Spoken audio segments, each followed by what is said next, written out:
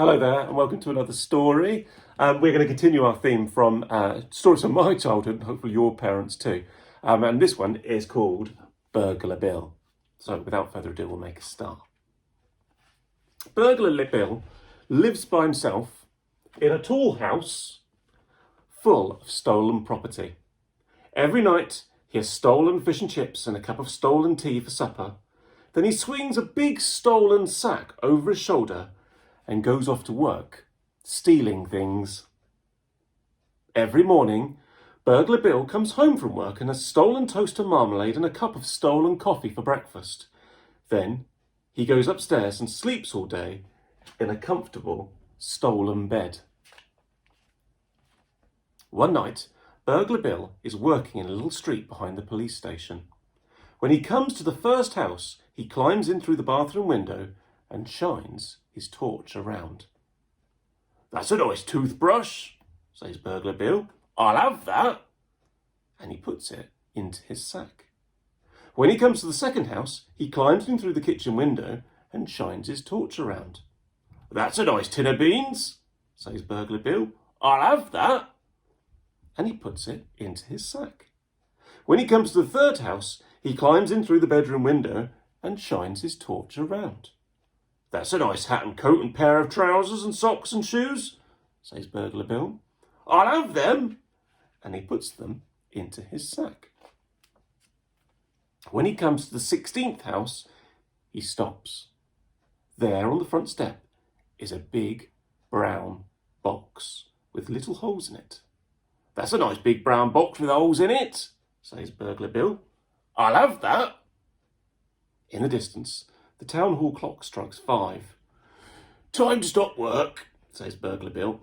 He swings the sack over his shoulder, picks up the box, and goes home to have breakfast. After breakfast, Burglar Bill plays with his cat by the fire. Suddenly, he hears a noise. "Sounds like a police car," says Burglar Bill. But the noise is coming from the big brown box, and it is getting louder. "Sounds like 2 police cars," says Burglar Bill. He creeps up to the box and raises the lid. "Blow me, Dan," he says. "It ain't no police cars. It's a baby." Burglar Bill puts the baby on the table. "What are you doing in that box, baby?" he says. But the baby only keeps crying. "All alone?" says Burglar Bill. He pats the baby's little hand. "A orphan." But the baby only keeps on crying. Then Burglar Bill says, "I don't know what you want. Grub?" Burglar Bill gives an apple to the baby, but still the baby cries. He gives a slice of toast and marmalade to the baby, but still the baby cries. He gives a plate of beans and a cup of tea to the baby. The baby eats the beans, throws the cup of tea on the floor, and starts to laugh. "That's better," says Burglar Bill. "I like a few beans myself." Burglar Bill sits by the fire and wonders what to do. The baby is crying again. He gives the baby a football to play with. The baby throws the football at the cat and keeps on crying. He gives the baby he gives the baby a book to look at.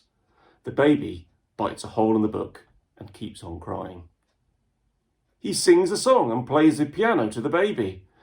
The baby cries louder than ever. He falls off the piano stool and bangs his nose on the floor. The baby laughs and shouts, "Again!" "Again?" says Burglar Bill.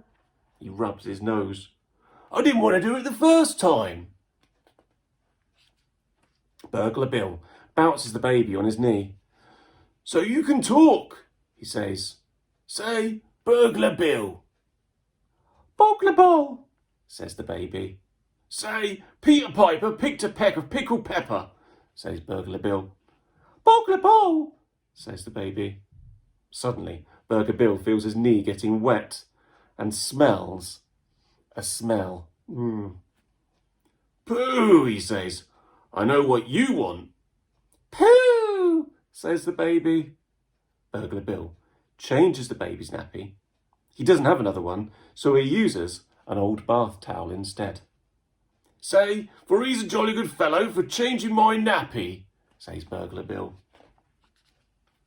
Burglar Bill plays with the baby and shows it around the house. He feeds it again, changes its nappy again, washes its clothes and hangs them on a line in the kitchen. When night comes, he takes the baby for a walk in the park. Say, run for it, if you see anybody, says Burglar Bill. Run for it, baby says. At 12 o'clock, Burglar Bill comes home, puts the baby to bed, and goes to bed himself. Soon, he's snoring softly and dreaming of his childhood days. Suddenly, he wakes up. Downstairs, there is a noise. It is a noise that Burglar Bill has heard before, the noise of someone opening a window and climbing carefully in. Blow me down, says Burglar Bill. I'm being burgled. Burglar Bill creeps to the top of the stairs. Down below, a torch is shining and a voice says, That's a nice umbrella. I'll have that. Burglar Bill creeps down the stairs. The voice says, That's a nice tin of beans. I'll have that. Burglar Bill creeps along the hall and into the kitchen.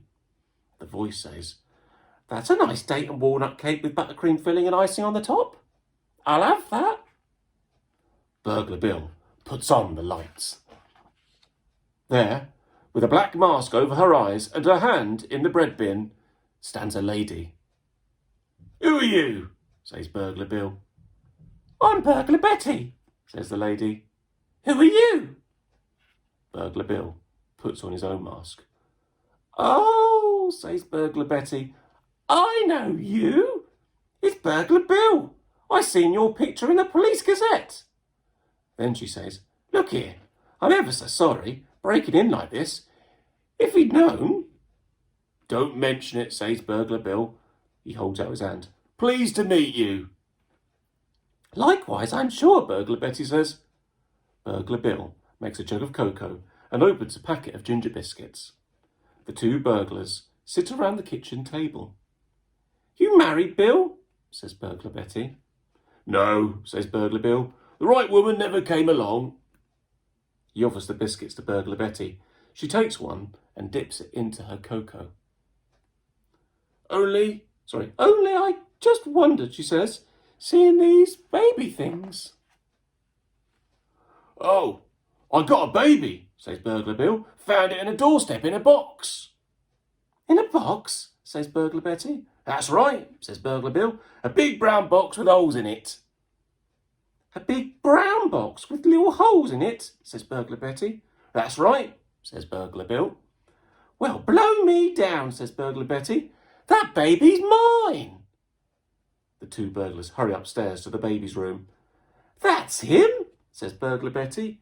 She swings the baby in the air. You see, he's got this little birthmark on his leg, and these are his own little clothes as well. Well, his grandma knit him. Back in the kitchen, Burglar Bill makes a fresh jug of cocoa and opens a packet of arrowroot biscuits. Meanwhile, Burglar Betty tells him how she lost the baby. You see, I just left him on the doorstep for a minute while I was burgling the house, and when I got out, he was gone.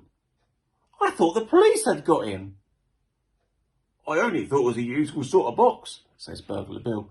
I never knowed there was a baby in there till I got it home. Burglar Betty gets ready to leave. I suppose your husband will be glad when you get back, says Burglar Bill. No, he won't, says Burglar Betty. I ain't got no husband. She dabs a little hanky on her eyes. You see, I'm a widow lady. Burglar Bill walks through the town with Burglar Betty and the baby. You know, Betty, he says, getting burgled like that gave me a fright. I know what you mean, says Burglar Betty. Losing my baby like that gave me a fright. I could see the error of me ways, says Burglar Bill. I've been a bad man. Me too, says Burglar Betty. I've been a bad woman. I've been a terrible woman. Just then, the baby starts to cry. Shh, says Burglar Betty. You'll have the police after us. Burglar Bill looks over his shoulder. From now on, I'm going to lead an honest life, he says. And all them things I've pinched. All them things I've pinched as well, says Burglar Betty. All of them things, says Burglar Bill. Mine and yours, Betty. We're gonna take them back. And I like this picture, look. So, all these things Burglar Betty's putting back. Even giving back a toothbrush, which is a little bit gross. Here, putting some fish back in a pond. Someone's bedpan. Ask your mum and dad what that is and why perhaps that's not the sort of thing you'd want to be stealing. Returning the umbrella. Policeman's hat. Some stuffed fish. And even a massive piano, which is quite impressive, isn't it? So Burglar Bill stops being a burglar and, after a time, starts working as a bread man in the local bakery. Burglar Betty stops being a burglar as well. When spring comes, she sells her house and gives the money to the Police Benevolent Fund. Then she gets married to Burglar Bill. It's a lovely picture, isn't it? I like that. Outside the church, Bill stands with the baby in his arms. Say, Bakery Bill, he says. Bakery Bill, says the baby. Say, for he's a jolly good fellow for marrying my mum, says Bill. Say, for he's a jolly good fellow for marrying him, Betty says. In the distance, the town hall clock strikes 4. Bill, Betty and the baby leave the church, walk down the little street behind the police station and go home to have their tea. And that is the end of the story. It's a lovely one, isn't it? And I've no doubt lots of you have probably read it. And hopefully, mums and dads, you remember reading that perhaps when you were younger too. Hope you're all keeping well. And I look forward to seeing you tomorrow with another story. Take care. Bye-bye.